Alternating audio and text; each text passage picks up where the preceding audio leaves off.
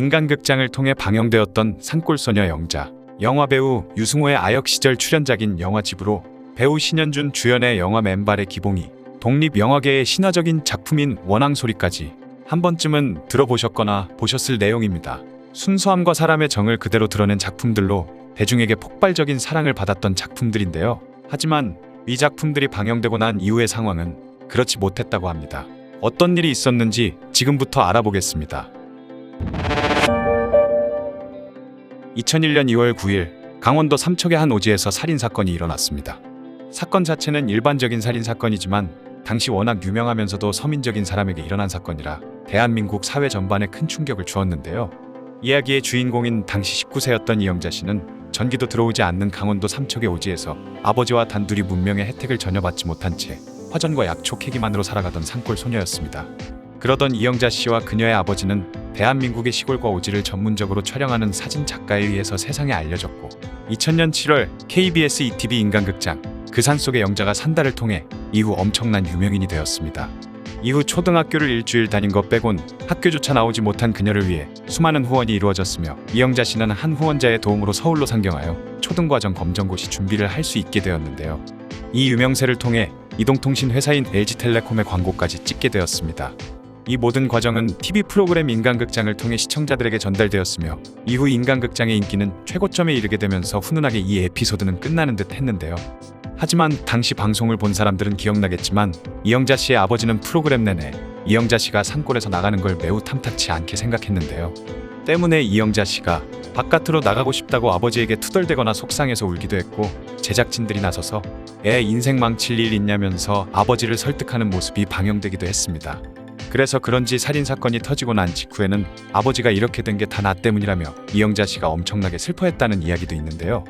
사건은 이영자 씨가 서울에 상경하여 검정고시 준비에 열심이던 2001년 2월 12일 그녀의 아버지가 산골집에서 숨진 채 발견되면서 시작됩니다.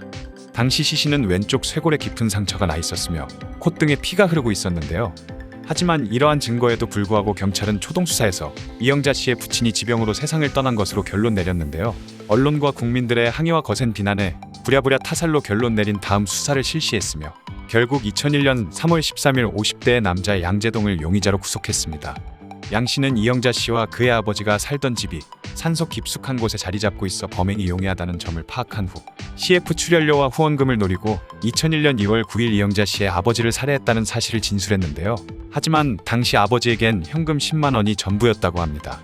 이 사건에 전 국민이 경악했는데 2001년 2월 27일에는 엎친 데 덮친 격으로 이영자 씨의 후원회장이 영자 씨의 출연료와 인세를 횡령하여 구속되는 사건이 벌어졌습니다. 영자 씨는 서울로 올라온 후에 후견인에게 돈을 모두 뺏기며 정신적, 육체적인 학대를 당했던 것으로 밝혀졌는데요. 그럼에도 불구하고 후원 회장의 아내는 당시 언론 인터뷰에서 우리 남편 잘했는데 왜 가두냐라는 망언을 했다가 결국 사람들에게 엄청난 야유와 욕설만 들었습니다. 이 두 사건 이후 이영자 씨는 세상이 너무 무서워요 라는 말을 마지막으로 속세를 떠나 인근 모 산사로 귀화하여 비구니가 되었다고 합니다. 이것도 비구니가 되겠다는 것을 사람들에게 알리고 떠난 것이 아니라 주변 친지 몇 명에게만 말하고 그냥 홀연히 사라진 것인데요. 이런 상황에서도 불행한 사건은 계속해서 터졌습니다.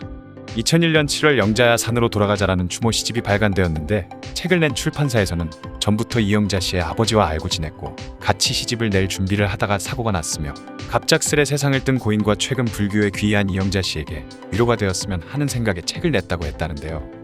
하지만 이 시집이 이영자 씨와는 전혀 관련 없는 사람들이 돈을 벌기 위해 이영자 씨의 동의 없이 만들어낸 창작물이라는 주장이 나오기 시작하면서 또 다시 싸움이 벌어졌다가 당사자가 이미 모든 것을 버리고 불교에 귀의한 상황이라 어영부영 책이 출간되기도 했습니다만 이미 그러한 소문이 퍼져서인지 판매는 저조했으며 출판사는 망했다고 합니다. 최근 한 네티즌은 스님이 된 이영자 씨가 가끔 본인의 가게에 들리신다며 늘 순수하고 맑은 모습이라 다행입니다라는 말을 남기기도 했습니다. 미술관 옆 동물원의 감독이었던 이정양 감독이 2002년 4월 5일에 개봉한 영화인 집으로는 충청북도 영동군 상촌면의 산골짜기 불악을 배경으로 하여 여름 동안 시골 할머니의 집에 맡겨진 어린아이 상우의 이야기를 다루고 있는 영화인데요. 상우가 할머니의 집에서 말썽을 피우다가 할머니와 공감을 가지게 되는 과정을 잔잔하게 잘 담아냈으며 할머니가 상우와 헤어지고 다시 고개를 넘어 집으로 돌아가는 마지막 장면에는 관객들 모두 눈물을 흘리기도 했습니다. 그런 소문을 타며 영화는 대박이 터졌지만 주인공인 김을분 할머니는 충북 영동군 상촌면 산골에 있는 자신의 집으로 결국 돌아가지 못하는 신세가 됐다는데요.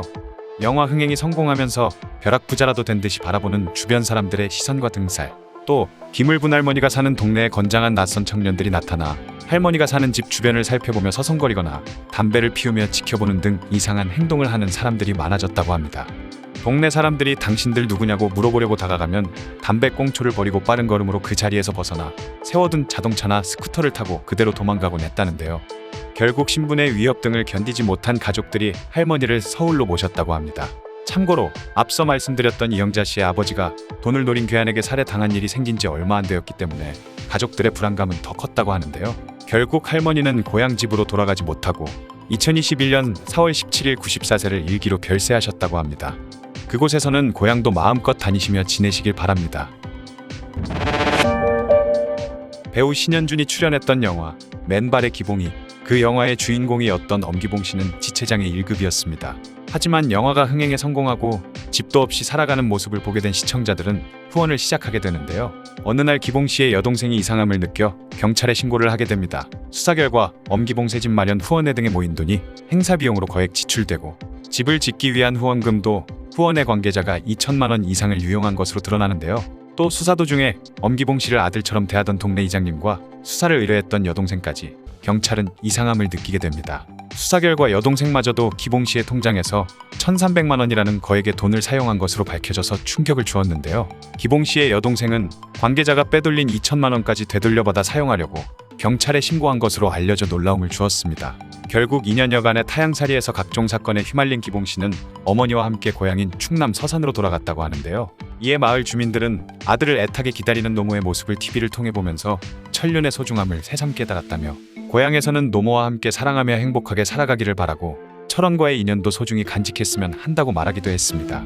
또 추운 날에도 와수리 교차로에서 교통정리를 하며 해맑게 웃던 기봉 씨의 모습이 생각난다며 이젠 교통정리하는 기봉 씨의 모습을 볼 수 없다고 생각하니 너무 아쉽지만 노모를 다시 만나게 돼서 정말 다행이라고 하기도 했는데요. 한편 기봉 씨는 그 와중에서도 꾸준히 공부를 계속해서 2020년에는 고등학교를 졸업하기도 했다는데요. 앞으로 남은 기봉 씨의 인생은 사건 사고 없이 밝은 날만 있었으면 좋겠습니다. 독립영화의 새로운 신화를 썼던 원앙소리, 소와 주인 할아버지의 애틋한 관계를 그린 명작인데요.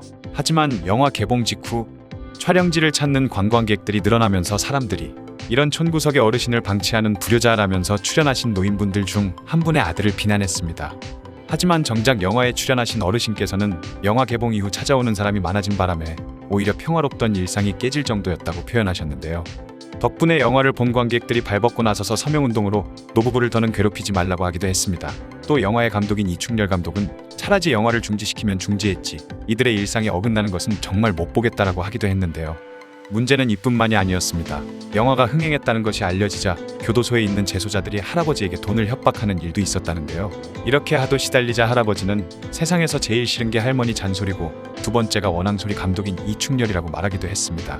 또 영화의 감독 역시 접근한 주변인들로부터 사기를 당해 재산을 다 날리고 결국 뇌종양 선고를 받기도 했는데요. 원앙소리의 주인공인 할아버지는 얼마나 사생활에 피해를 입었을지 상상도 되지 않습니다. 지금까지 K팩트가 전해드렸습니다. 구독과 좋아요는 영상 제작에 큰 힘이 됩니다. 오늘도 좋은 하루 보내시기 바랍니다. 감사합니다.